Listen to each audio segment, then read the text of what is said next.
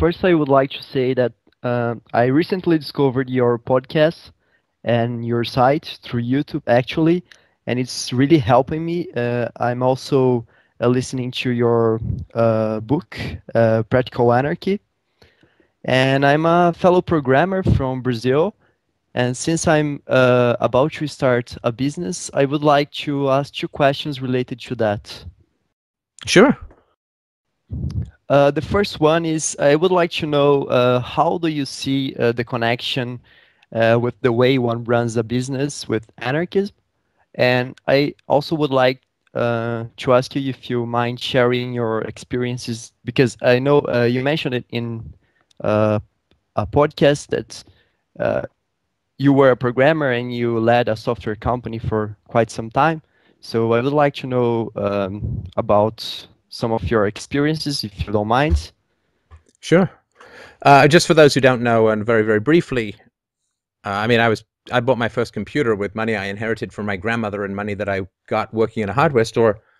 An Atari 800 with 16K, count them, 16K of RAM at the time, which was more than you could imagine filling up.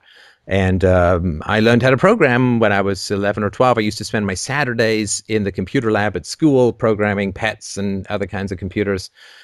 And I didn't do much with that stuff until later.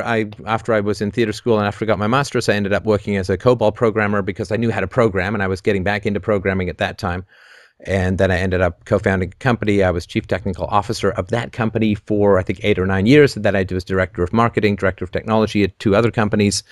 And I did R&D. I did my own coding, managed a group of about 20 coders and R&D people and testers and documenters. And I did a lot of sales and travel and presentations and all that kind of stuff throughout China and Europe, well, France mostly, and all throughout the United States. And it was really quite a fun ride. And so I have some experience in that area.